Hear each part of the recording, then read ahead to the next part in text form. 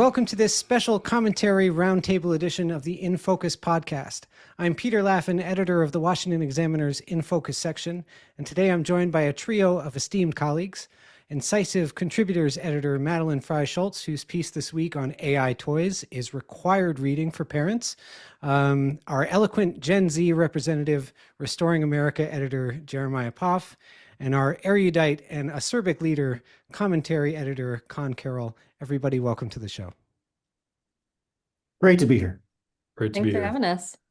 Okay, so we're going into the Thanksgiving holiday, unless we're in Target or Costco, where it's been Christmas for 2 weeks already. It seems like now would be a good time to reflect on the political developments of 2025 and what we're most thankful for. So what are we most thankful for so far this year? Madeline, let's start with you. I think probably the biggest thing is going to be the One Big Beautiful Bill, which I think was renamed to the Working Families Tax Cut, basically expanded or extended, made permanent the tax cuts from the Tax Cuts and Jobs Act. And I think that's going to be a really big thing. Besides the tariffs, which we can get to later, is really going to be helpful for, benefiting the economy, making things cheaper, more affordable for families. And then something that's a little bit random. This wasn't a huge headliner, but I think has done a lot to be pro-family. Really great for me. People are going to be thinking about this as they're traveling for Thanksgiving week. Is DHS's Families on the Fly campaign. So they have rolled out where a lot of airports are now doing family lanes, special areas for families to be able to fly more easily. And personally, I just love that now when you go through TSA, you don't have to take off your shoes. I think that's great. All right, that's great. Jeremiah, how about you? What are you most thankful for this year?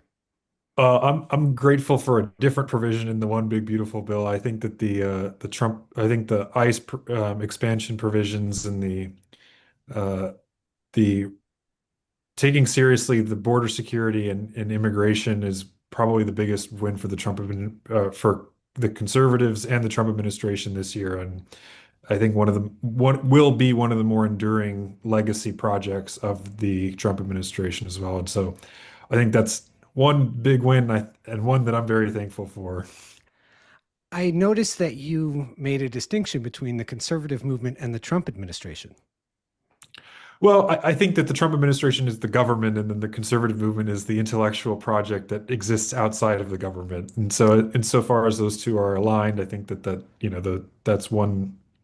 Those are good things we're celebrating. And insofar as they're not, I think it's remembering that there are two distinct entities with two distinct goals. I mean, the Trump administration exists as a coalition of wide range of different groups that have some of which many would say are not conservative at all.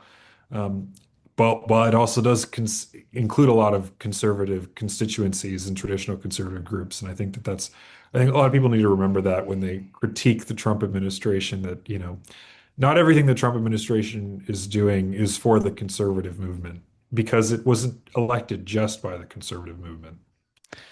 And surely sane border policy is good for everyone. I think generally most people would agree with that, even a lot of people who on the left, and Bernie Sanders has started criticizing Biden's border policy recently and said that he opened the lane for Trump. So oh yeah, that was remarkable. Bernie for good, strong border security. Con, how about you?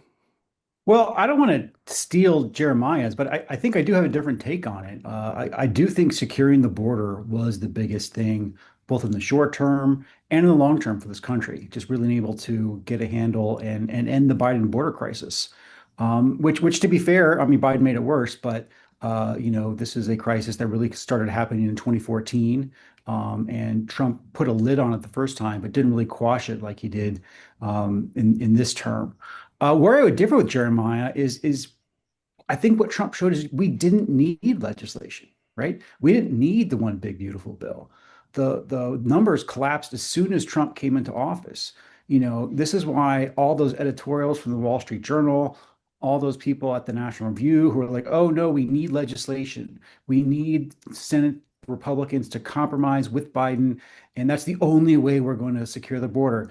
And Trump just proved them all 100% totally wrong. We did not need new legislation. We just needed a president with the political will to enforce the laws on the books and that ended the crisis. And I've never been Trump's biggest fan, but he came in and proved it was true. I think I actually do agree with you that he didn't need a bill, but I think it's the provisions in the bill are worth celebrating because I think that they drastically expanded the resources that were available to enforce existing law, and I think that that was necessary given the scale of the Biden open border chaos.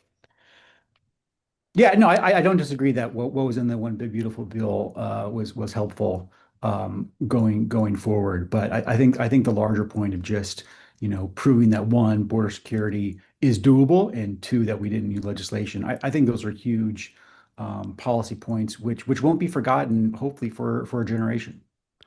And especially because, as you were saying, Con, the Wall Street Journal, National Review, most Republicans and every Democrat were so insistent that this needed to be a bill, and it didn't Yeah, need to be. I and can it admit didn't need to be. I was shocked by that. Me less so. Okay, I'm going to go in a different direction. I'm going to say the thing I'm most thankful for this year is that I'm glad Iran's nuclear program has been significantly derailed, destroyed, whatever. I'm glad that they've been knocked back a few steps. And I'm very glad that the war in Gaza is winding down, coming to a close. Um, because it's good that those things are gone, first of all, but also because it seems that U.S. deterrence has been restored.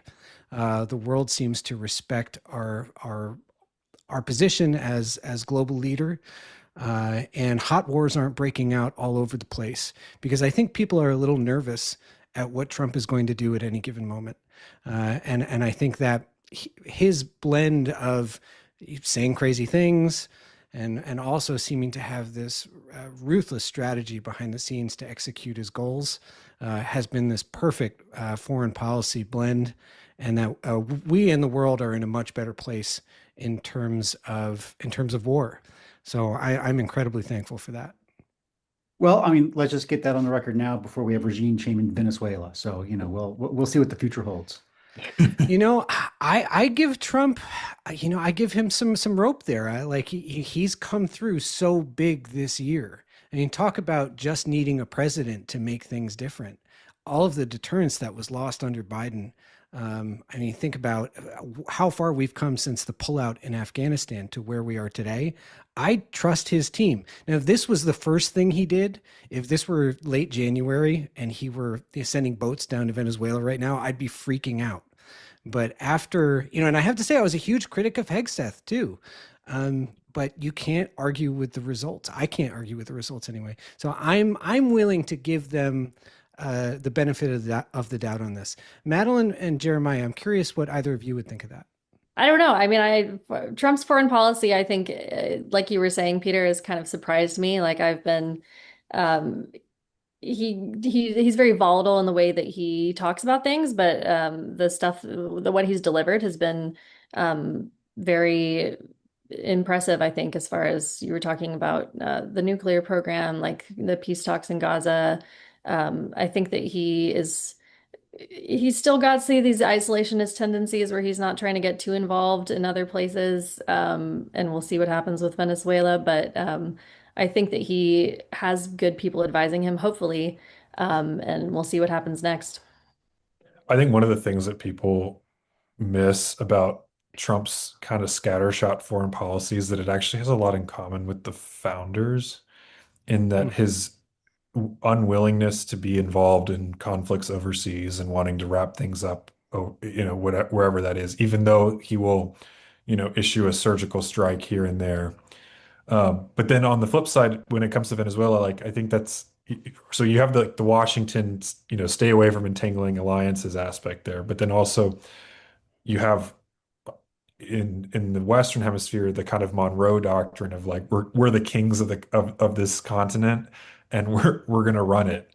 And the rest of you better get on board or else we're gonna start, you know, putting some pressure on you, whether it be militarily or economically. And I think, there's a lot of history behind that supports the effectiveness of that approach. And we'll see what happens whether he gets involved militarily on the ground in Venezuela. But I think he earns a lot of credit for that. And, I don't think that he's just kind of running from his own play sheet as much as he is kind of rehashing an old one. Mm. Yeah, it's remarkable to think of all of these achievements this year have been made without losing a single American soldier. And I hope that when it comes to Venezuela, that he keeps that top of mind. And I feel like he will. I feel like we know Trump's instinct at this point. And I think the piece about our hemisphere is also really important. I think that goes directly back to appointing Marco Rubio in the first place, who has such a unique understanding of Latin America. So I'd say that's another thing I'm really thankful for is Secretary Rubio's performance this year. So even though there's obviously been some achievements, we can all say for sure that in the last few weeks there have been some red flags for both the conservative movement and the Trump administration, and how they intersect. And so I thought we'd play a little game here in our first special commentary roundtable edition, and we'll call this red light, yellow light, green light. Actually, it's probably just better to call it stoplight. And what we'll do is I'll give you a topic, and you tell me if you think it's a real issue for the Trump administration and the conservative movement going forward. And if it is a real issue, if it's something that we need to take seriously, you'll say red light. And if it's something that you think just doesn't matter at all, and we'll all forget about it, and Trump will overcome it easily, we'll say green light. And we'll start with the cost of living.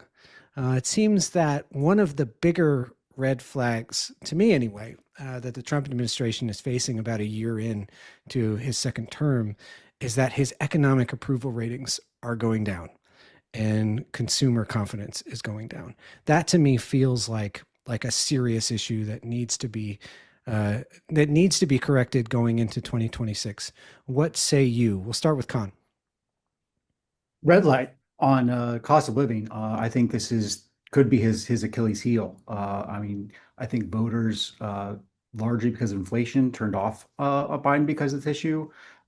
Trump cannot be seen to happy talk it away. And I think you've already seen some changes of this. I think, post-election, he did a couple interviews where he was somewhat dismissive of it.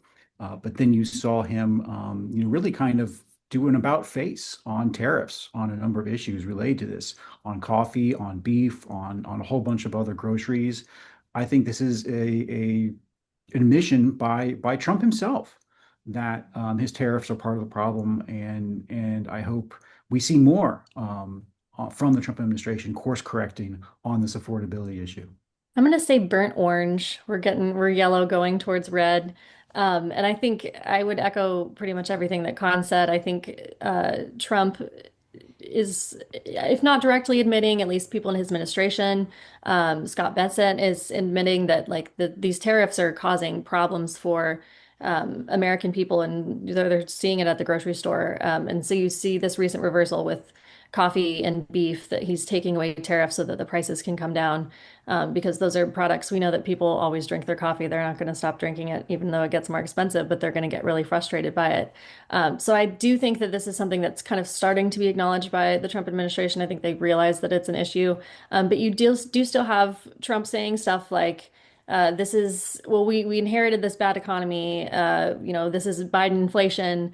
But Trump is the one who promised that on day one, he was going to bring inflation down.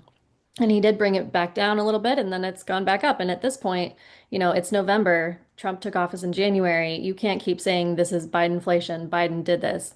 This is why, in large part, people elected him, is that he was this common sense candidate who was going to bring the economy back to normalcy for the working man. And he needs to actually make that happen rather than blaming the economy on his predecessor and continuing with these tariffs that aren't actually going to help people when they go to the grocery store. Yeah, when I was listening to some of the folks in the Trump administration in the last week and on the Sunday shows, man, they started to sound a whole lot to me like the Biden people with transitory inflation, or at least that's just how it rung in my ears. Like, I don't know if America is cool with this right now, with giving I'm blaming it on something else or I'm downplaying it. It's like maybe we need to, really center ourselves on this and emphasize it more. So I completely agree with you there. Jeremiah, you've written in the past positively about the tariffs. Yeah, I Um, mean, I don't actually think that a lot of the inflation issues is due to the tariffs, and I don't think the data even bears that out at this point. Um, I mean, even the Fed was kind of surprised that the tariffs weren't really affecting inflation in the way that they expected it would. But that being said, I do think that the cost of living thing is, as Khan said, the Achilles heel of for the Trump administration, and I think the biggest glaring it is a red light for them. I think that the midterms will be won or lost on this, regardless of what redistricting is done um, in the various states. And I think the number one thing that I think is being missed here, at least in messaging wise, is I think the Trump administration has an opportunity to lean on its energy agenda on this because a large part of the way that you can actually bring prices down is to lower energy costs because that drives down the cost of transporting goods. And so that's really this, I would say, the simplest way to do it. But I haven't seen a lot of discussion about how that's happening, and you're still not. I mean, we're still seeing gas at around $3 a gallon. I don't think that the Trump administration would want, if they want to be able to say that they've done what they can on inflation and cost of living. I think a big barometer of that would be, can we get gas below 250 a gallon? And they've so far, you really aren't seeing that. You're really gas prices have been largely flat from what I've observed as, just anecdotally over the last year. And I don't think that, they fluctuated some, but not to the degree I think that really is going to make an impact in the way people see this issue. And I think if there's one thing that I would recommend that they do is try to get gas prices down. So then, seeing how that filters out throughout the rest of the economy.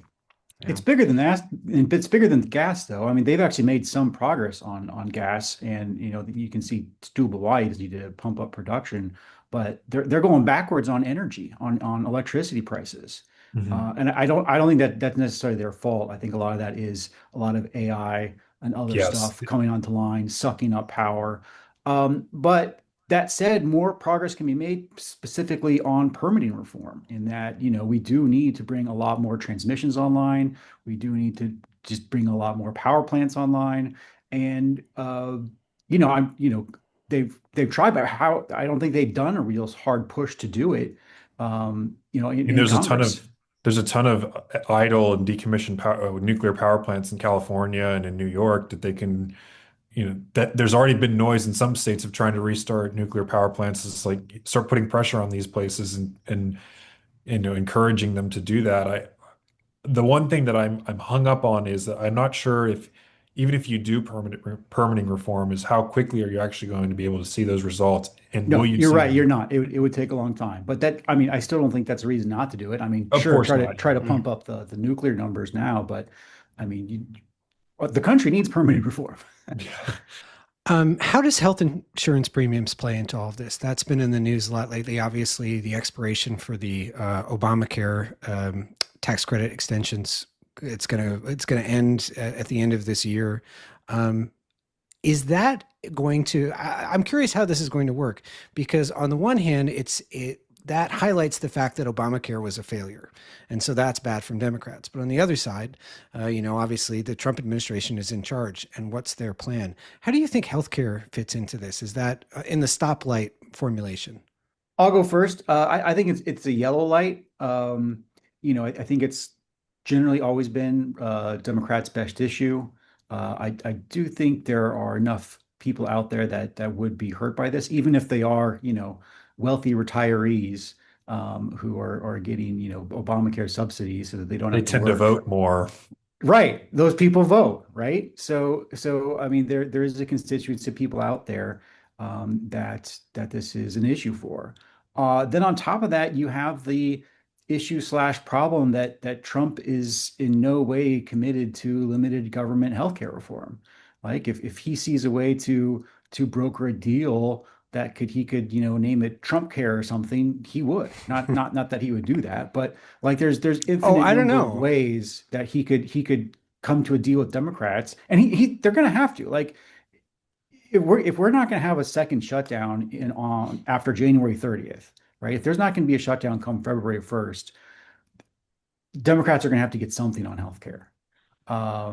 Otherwise, I do think they are going to shut it down again, and I don't think Trump wants that, and the guy loves the deal. So I think there is that danger there of, okay, how bad is this deal going to be? And so that's why I have it a yellow light. Madeline, how about you? Yeah, I think the problem here is that Republicans have yet to offer a good alternative to Obamacare. And you have been arguing against these enhanced subsidies, which I totally agree should be allowed to expire. But it's a very easy talking point for Democrats to say all these people, millions of people are going to get kicked off of their health insurance. Well, a lot of those people are pretty wealthy. A lot of them may be not even real people enrolled. There's a lot of fraud going on, but that just I don't think that kind of reasoning plays. I think people just hear a lot of people are getting kicked off their insurance or whatever. The premiums are getting more expensive, everything's getting pricier, and we want to bring costs down because everybody feels that. I mean, I think even with insurance, you go to the hospital for whatever reason. I gave birth this year, so I'm like still getting hospital bills. Everything's very expensive, and I think that people are waiting for something to kind of fix healthcare. And if Republicans don't come up with a good solution, if we don't have some way to, repeal Obamacare, replace it with something else, I don't think there's the political will for that right now. Obviously, the margins are razor thin. We need to, like Tom was saying, compromise on something with Democrats. And it's going to be difficult to figure out what that is without just giving them the enhanced subsidies that caused this longest government shutdown in history. And we might have another one coming. So we've got to figure out a way. How are we going to argue that we are going to lower costs for Americans and not just say, okay, we don't want to do these enhanced subsidies. What else are we offering? Okay, so last, it's the topic everybody seems to care most about in news media. Jeffrey Epstein. I hear there's been some news on this week. I know that some people think this is a nothing story. Some people think this is the most important story of the century. Where do you land? We'll begin with Jeremiah.